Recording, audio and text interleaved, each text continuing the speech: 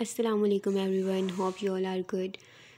आज हम developmental biology का स्टार्ट डिस्कस करेंगे। जैसे कि हमें पता है डेवलपमेंटल बायोलॉजी इसमें क्या पढ़ाते हैं हमें कि हाउ ह्यूमन बींग्स डेवलप, कि इंसान कैसे डेवलप होता है। तो सबसे पहले हम किस चीज़ को डिस्कस करते हैं। सबसे पहले क्या होता है, गैमेट्स बनते हैं। मेल में कौन सा बनता है, स्पर्म, और फीमेल में कौन सा बनता है, एग।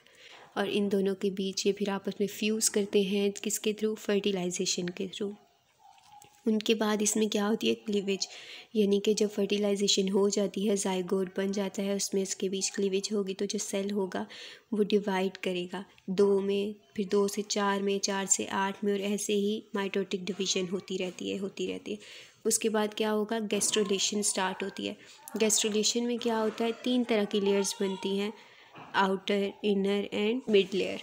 फाइन, गैस्ट्रुलेशन स्टार्ट जिसको हम कहते हैं ectoderm, endoderm and mesoderm. Ectoderm further क्या बनाती है, नर्वस सिस्टम और स्किन। एंडोडर्म फर्दर क्या बनाती है, गट। और मीसोडर्म जो होती है वो सिस्टम्स बनाती है, और जैसे कि कनेक्टिव टिश्यूज़ भी, मसल्स वगैरह सब। उसके बाद क्या होता है, ऑर्गेनोजेनेसिस। ऑर्गेनोजेनेसिस हमें पता है, organo means organ and genesis means formation. Organogenesis यानी जिसमें ऑर्गन्स की फॉर्मेशन होगी। उसके बाद हम डिस्कस करते हैं ऑर्गेनोजेनेसिस के बाद मेटामॉर्फोसिस होती है, यानी कि जो इमेच्योर ह्यूमन बीइंग बनता है या कुछ भी बनता है, जैसे कि टैडपोल।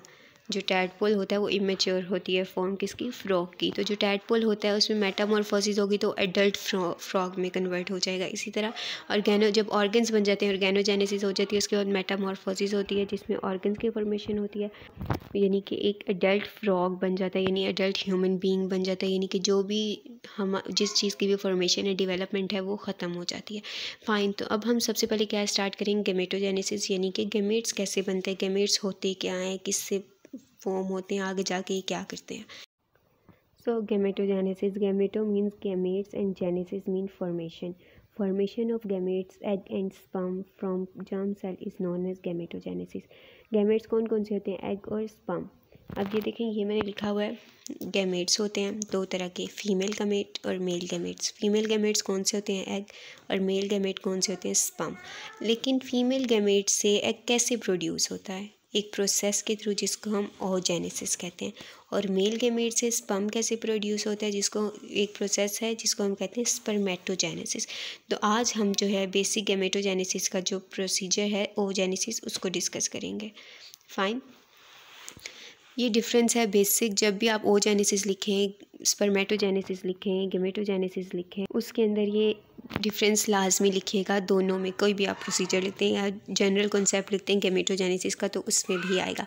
क्या होता है ओजेनेसिस में, single ovum is produced when meiosis occur in female, के फीमेल्स में सिर्फ ओजेनेसिस के दौरान, ओजेनेसिस होता ही फीमेल में है, ठीक है, तो इसमें सिर्फ एक ओवम प्रोड्यूस होता है। While in spermatogenesis 4 sperms are produce when meiosis occur in male, जब मियोसिस मेल में होगी तो कितने स्पर्म्स प्रोड्यूस होंगे, 4, और फीमेल में 1 ओवम। और सेकंड डिफरेंस क्या है, meiosis start in female when it is in its embryonic stage, जब फीमेल खुद अपनी एम्ब्रियोनिक स्टेज में होती है तभी इसमें मियोसिस स्टार्ट हो जाती है। लेकिन मेल में कब होती है, मेल में meiosis occur in mail after प्यूबरिटी, प्यूबरिटी के बाद मियोसिस मेल में स्टार्ट होती है। Fine, next egg production. Egg production में क्या होते हैं, एग जो होते हैं वो वेरी होते हैं, मतलब चेंज होते हैं इन डिफरेंट एनिमल्स, मतलब हर एनिमल में डिफरेंट इनकी प्रोडक्शन होती है। For example fishes and amphibians, 1000s to million, यानी कि फिशेस और जो एम्फीबियंस होते हैं वो एग्स कितने ले करते हैं, 1000s to millions। Birds and mammals कितने करते हैं, a few eggs are formed, यानी कि कुछ जो होंगे एग्स वो फॉर्म होंगे किसमें, बर्ड्स एंड मैमल्स, मैमल्स में हम भी आते हैं। नेक्स्ट प्रोसीजर है ओजेनेसिस। ओजेनेसिस यानी फीमेल रिप्रोडक्टिव सिस्टम। ओजेनेसिस किस में होती है, फीमेल में होती है। ओजेनेसिस होता क्या है, oogenesis means formation of female gametes, यानी कि एग। फीमेल गैमेट क्या है, एग है, फ्रॉम प्राइमोडियल जर्म सेल्स। वैसे तो गैमेटोजेनेसिस की डेफिनेशन तो जर्म सेल से हम उसको डिफाइन करते हैं, लेकिन ओजेनेसिस में formation of female gametes means egg from primordial germ cells is known as oogenesis. अब इसकी 3 फेजेस होती है, division phase, growth phase and maturation phase. इन 3 फेजेस के थ्रू एग की प्रोडक्शन हो जाती है। सबसे पहले हम डिवीजन फेज करेंगे कि इसमें होता क्या है। डिवीजन फेज, डिवीजन फेज़ में ये देखें, ये आप बाद में पढ़िएगा, पहले आप इस ग्राफ को देख लें, समझ आ जाएगी। सबसे पहले प्राइमोर्डियल जर्म सेल्स में माइटोसिस होती है। माइटोसिस होने से एक ओगोनिया बन जाता है। एक ओगोनिया की फॉर्मेशन के बाद इसमें अगेन माइटोसिस होगी और फिर उसके बाद क्या होगा, मिलियंस ऑफ ओगोनिया फॉर्म हो जाएंगे। कितने, मिलियंस ऑफ ओगोनिया, ठीक है। ओगोनिया क्या होते हैं, स्टेम सेल्स। अब मैं आपको स्टार्ट में बता दूं कि स्टेम सेल्स की जो है, बार बार इसको डिफ़ाइन किया जाएगा, डेवलपमेंटल बायोलॉजी आप पढ़ रहे हैं तो स्टेम सेल्स क्या होते हैं, विच हैव कैपेबिलिटी और कैपेसिटी टू डिवाइड, जो कि जिनके पास डिवीजन की कैपेसिटी होती है उनको हम स्टेम सेल्स कहते हैं। फाइन, तो जो ओगोनिया होते हैं वो भी स्टेम सेल्स ही होते हैं। अब फीमेल बॉडी में ओगोनिया की कितने नंबर्स होते हैं, oogonia 2 to 7 million of oogonia कब होते हैं, जब प्रेगनेंसी का 7 मंथ होता है। 7 मंथ ऑफ प्रेगनेंसी में 2 to 7 मिलियंस ऑफ ओगोनिया होते हैं। आफ्टर बर्थ 4 मिलियन रह जाते हैं। एट प्यूबरिटी 40,000 ओगोनिया रह जाते हैं और ओनली 400 ओगोनिया ओव्यूलेट, जो ओव्यूलेट करते हैं वो जस्ट कितने होते हैं, 400 ओगोनिया। फाइन, इसके बाद नेक्स्ट है, देखिए प्राइमोर्डियल जर्म सेल्स में फिर ओगोनिया उससे प्रोड्यूस होगा, उससे प्राइमरी ओसाइट बनेगा, फिर उसमें मियोसिस 1 हो जाएगी। मियोसिस 1 होने से फर्स्ट पोलर बॉडी भी बन जाएगा और सेकेंडरी ओसाइट भी। सेकेंडरी ओसाइट में क्या होगा, मियोसिस 2 हो जाएगी और मियोसिस 2 के साथ सेकेंड पोलर बॉडी बनेगी और ओवम की फॉर्मेशन हो जाएगी और ओवम से नेक्स्ट जाइगोट बन जाएगा। लेकिन जो प्राइमरी मियोसिस 1 होती है वो कब होगी, ड्यूरिंग फेटल डेवलपमेंट। फाइन, और जो मियोसिस 2 होगी वो फर्टिलाइजेशन के बाद होगी, आफ्टर फर्टिलाइजेशन। देखिए एक बार इसे पढ़ लेते हैं। Oogonia is produced from primordial germ cell, it convert into primary oocyte, then meiosis 1 is occur and it converts into secondary oocytes after meiosis 2. Secondary oocytes convert into ovum and then ovum convert into zygote. Next start आ जाती है growth phase. Growth phase basically long phase होती है, इसमें क्योंकि structures की formation होगी, changes occur होंगे, इस वजह से ये क्या फेज़ होती है, लॉन्ग फेज़। अब चेंजेस इसमें क्या अक्कर होते हैं, ओगोनिया जो है वो साइज़ में इंक्रीज़ कर जाता है। साइटोप्लाज्म में जो अमाउंट होती है आरएनए की, हमें पता है आरएनए किस में प्रेजेंट होता है, साइटोप्लाज्म में। फाइन, डीएनए किस में प्रेजेंट होता है, न्यूक्लियस में। डीएनए जो है वो डायरेक्ट साइटोप्लाज्म में क्यों नहीं जाता, ये मैं आपको ट्रांसक्रिप्शन के दौरान बताऊंगी, ठीक है। ये एक डाइसेक्ट एंजाइम होता है जो कि कट कर देता है डबल स्टैंडर्ड डीएनए को।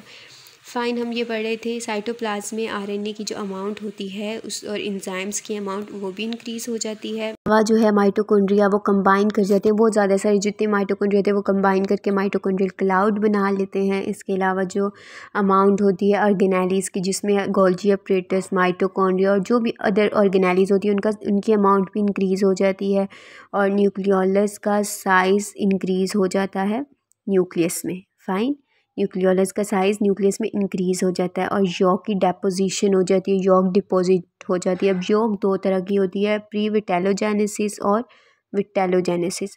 अब प्री विटेलोजेनेसिस क्या होती है, बिफोर यॉक यानी डेपोजिशन से पहले, और विटेलोजेनेसिस क्या होती है, एट डेपोजिशन। फाइन, अब यॉक क्या होती है, याद कर लीजिएगा, डेफिनेशन कॉमन सी है, mixture of protein and lipid and other macromolecules. किस चीज़ का मिक्सचर होता है, लिपिड्स का, प्रोटीन्स का और मैक्रोमोलिक्यूल्स। मैक्रोमोलिक्यूल्स क्या होते हैं, लार्जर मॉलिक्यूल्स, और ये क्या प्रोवाइड करते हैं, एग को, बॉडी को नरिशमेंट प्रोवाइड करते हैं। फाइन, और नेक्स्ट है, इसके अलावा क्या होता है, ट्रांसक्रिप्शन होती है जिसमें डीएनए कन्वर्ट हो जाता है आरएनए में। अब हमें पता है डीएनए से आरएनए की कन्वर्जन या formation of RNA from DNA इस किस प्रोसेस के थ्रू होता है, ट्रांसक्रिप्शन के थ्रू, ठीक है। और इसके अलावा न्यूक्लियोलाई का जो है वो न्यूक्लियोलाई जो होते हैं वो वेरी करते हैं, डिफरेंट स्पीशीज़ में ज़्यादा नंबर्स होते हैं, डिफरेंट स्पीशीज़ में कम नंबर्स होते हैं। तो जैसे हम देखते हैं ट्राइटोरस में कितने होते हैं, 800 न्यूक्लियोलाई प्रेजेंट होते हैं और सीरोडम में कितने होते हैं, 600 to 1000 न्यूक्लियोलाई होते हैं। कोई एक एग्जांपल लाजमी याद कीजिएगा। नेक्स्ट है मैचुरेशन फेज़। मैचुरेशन फेज़ में क्या होता है कि इसमें मियोसिस 1 भी होगी और मियोसिस 2 भी होगी, ठीक है। हम पहले एक मियोसिस पढ़ते थे, साथ माइटोसिस पढ़ लेते थे, लेकिन इसमें दोनों मियोसिस होंगी। मियोसिस 1 में क्या होगा, germ cells in ovary produce oogonia, जो ओवरी में जर्म सेल्स होंगे वो ओगोनिया को प्रोड्यूस करेंगे। उसके बाद ये डिवाइड करेंगे मियोटिकली यानी मियोसिस के through and produce primary oocyte बना देंगे एंड प्राइमरी ओसाइट क्या करेगा, फिर अगेन मियोटिकली डिवाइड होगा और किस में कन्वर्ट हो जाएगा, secondary oocyte and first polar body. इसको हम डायग्रामेटिकली देख लेते हैं। ये देखें, ये oocyte था, इसमें मियोसिस 1, ये मियोसिस 1 का प्रोसीजर है ये सारा। इसमें क्या हुआ कि मियोसिस हुई तो ये किस में कन्वर्ट हो गया, प्राइमरी oocyte में। प्राइमरी oocyte से फिर हुआ तो सेकेंडरी oocyte में कन्वर्ट हो गया, और साथ ही छोटा सा जो है ना ये इसकी पोलर बॉडी है। फाइन। अब मियोसिस 2 में क्या होता है ये देखते हैं। इसमें जो oocyte था वो फर्दर किसके पास जाएगा, मेटाफेज के पास। मेटाफेज में जाने के बाद इसमें क्या होगा, इससे नेक्स्ट अगेन मियोसिस होगी और इससे क्या बन जाएंगे, 3 पोलर बॉडीज़ मींस हैप्लॉइड। ये 3 पोलर बॉडीज़ किस में कन्वर्ट हो जाएंगी, नेक्स्ट हैप्लॉइड एग में। अब ये है एग, यानी कि ये सारा प्रोसीजर जो था हम इसकी फॉर्मेशन पढ़ रहे थे। अब एग की फॉर्मेशन हो गई मेल फीमेल में। अब इसने आगे क्या जाना है, मेल से स्पर्म आएगा, इसके साथ फर्टिलाइज करेगा और फिर जाइगोट बन जाएगा, और उसके बाद प्रोसीजर होता जाएगा डेवलपमेंटल बायोलॉजी का। आज का टॉपिक हमारा इतना ही था। इसके बाद हम इसको फीमेल रिप्रोडक्टिव सिस्टम पढ़ेंगे, फिर स्पर्मेटोजेनेसिस पढ़ेंगे कि स्पर्म की प्रोडक्शन कैसे होती है, फिर उसके बाद फर्टिलाइजेशन की ये एग। अब ये प्रोसीजर याद रखिएगा, इस एग ने, अब जो हम स्पर्मेटोजेनेसिस पढ़ेंगे उस स्पर्म के साथ फर्टिलाइज करना है और नेक्स्ट प्रोडक्शन करनी है। फाइन। आई होप आप लोगों को सारी समझ आ गई होगी। अगर इसके अलावा कोई कन्फ्यूजन है, कोई चीज़ समझ नहीं आई तो काइंडली कमेंट सेक्शन में मुझे बता दें ताकि मैं आपको दोबारा समझा सकूं। और इसके नोट्स आपको फेसबुक पे अवेलेबल होंगे, जिसका लिंक डिस्क्रिप्शन में मेरी मौजूद है। और इस चैनल को लाइक, सब्सक्राइब और शेयर करना मत भूलिएगा अपने फ्रेंड्स के साथ, कोलीग्स के साथ। Thank you so much. अल्लाह हाफिज़।